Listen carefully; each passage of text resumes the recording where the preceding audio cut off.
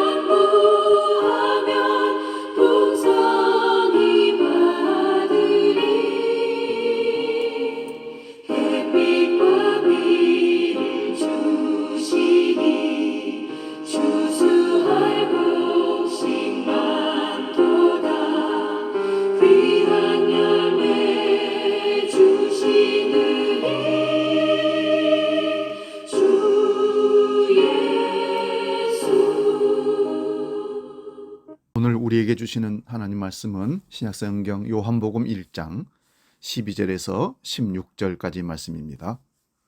요한복음 1장 12절에서 16절 봉독할 때에 살아계신 주님의 음성을 들을 수 있기 바랍니다. 신약성경 142면에 있습니다. 요한복음 1장 12절에서 16절 지금 봉독합니다. 영접하는 자 곧 그의 이름을 믿는 자들에게는 하나님의 자녀가 되는 권세를 주셨으니 이는 혈통으로나 육종으로나 사람의 뜻으로 나지 아니하고 오직 하나님께로부터 난 자들이니라.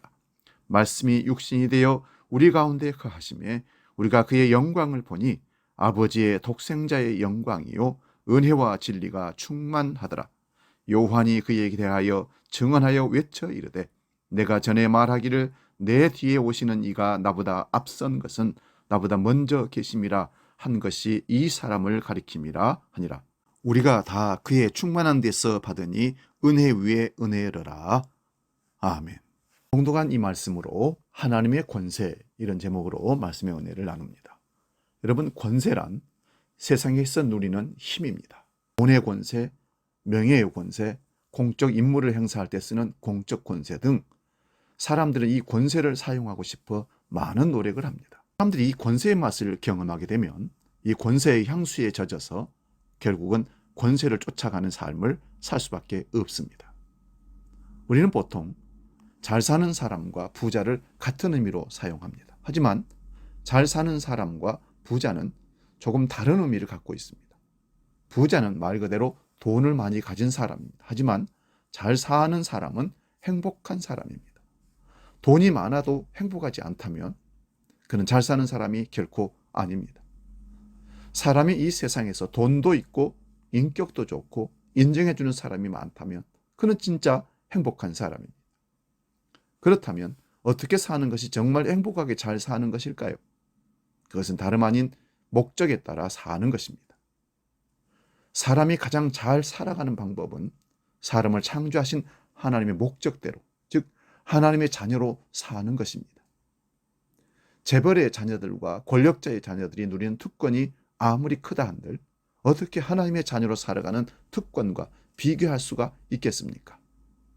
이렇게 말하지만 사실 이 얘기를 인정하고 받아들이는 사람은 결코 많지가 않습니다. 이제 하나님의 자녀들이 누리는 놀라운 권세에 대해서 한번 살펴보겠습니다. 먼저는 하나님이 우리와 함께 하심으로 하나님의 것이 우리 것이 되는 권세를 누리게 되는 겁니다.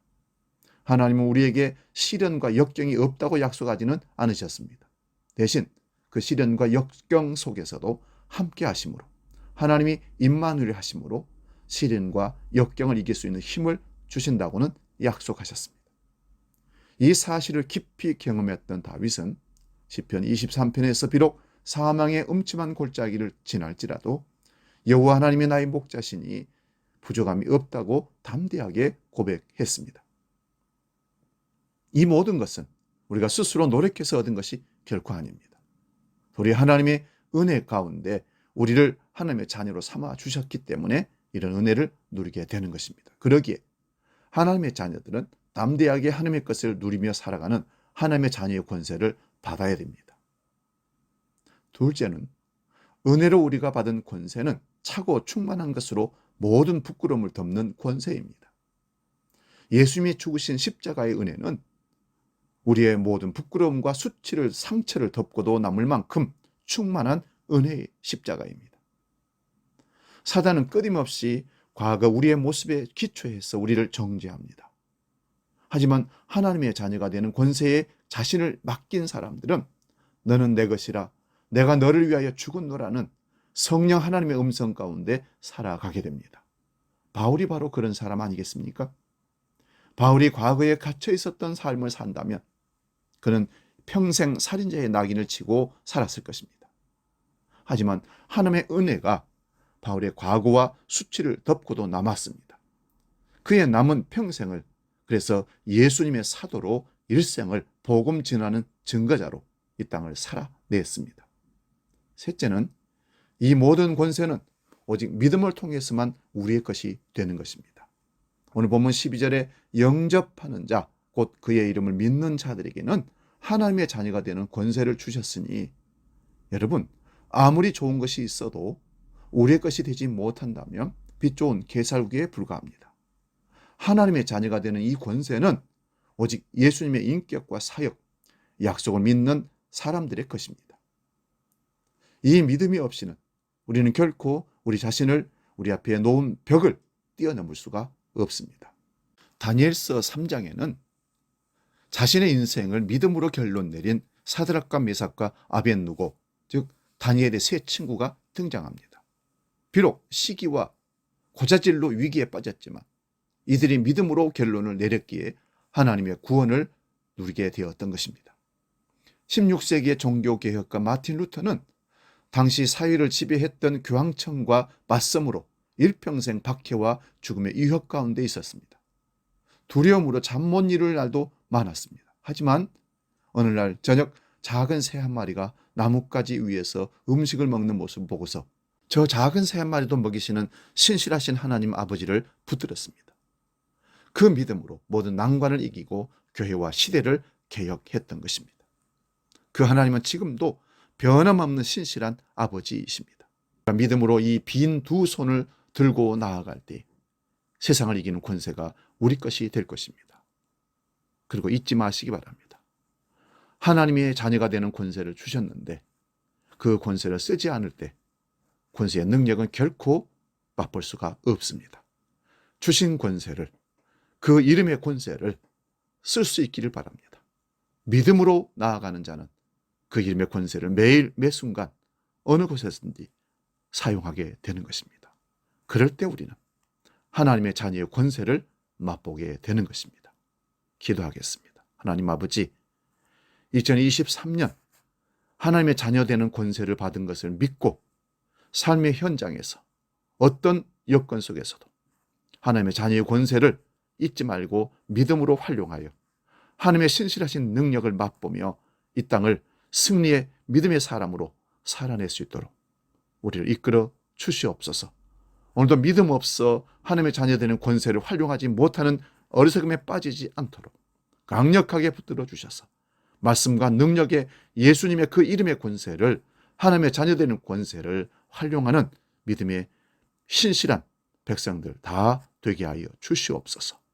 주기도를 함께 기도합니다. 하늘에 계신 우리 아버지, 아버지의 이름을 거룩하게 하시며 아버지의 나라가 오게 하시며 아버지의 뜻이 하늘에서와 같이 땅에서도 이루어지게 하소서. 오늘 우리에게 일용할 양식을 주시고 우리가 우리에게 잘못한 사람을 용서하여 준 것 같이 우리 죄를 용서하여 주시고 우리를 시험에 빠지지 않게 하시고 악에서 구하소서. 나라와 권능과 영광이 영원히 아버지의 것입니다. 아멘.